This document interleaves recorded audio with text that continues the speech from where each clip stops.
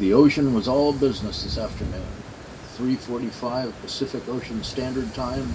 Just me, the waves, and that bright April light bouncing off every splash. North of Pudding Creek, the shoreline tightens up, and the waves hit those old terrace rocks at an angle that makes the foam leap straight into the air. Sunlight catches it, turns it into quick flashes of white fire, then it's gone.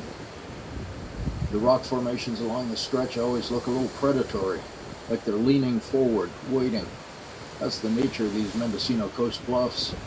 They're carved from the ancient marine terraces, each one a former sea level.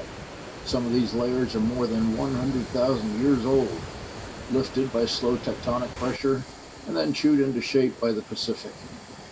You can see it in the angles, the fractures, the way the stones seem to remember the ocean even when the tide is low. The waves kept rolling in, stacking, breaking, throwing foam across the dark rock.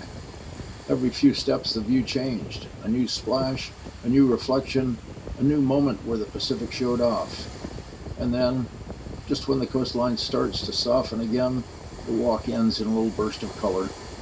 Wildflowers tucked into the cracks of the bluff, pulling the ground against salt wind and spray.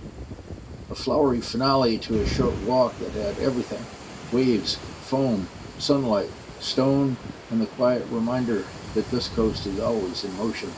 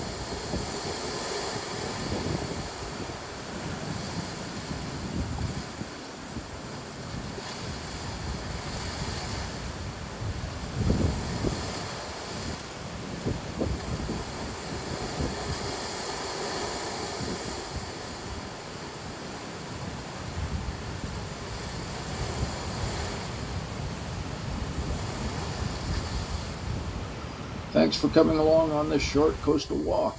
Just the Pacific Ocean, the waves, the foam, and that late-day Mendocino light doing its thing between Pudding Creek and Glass Beach. I appreciate you being here. And thanks if you're already a subscriber.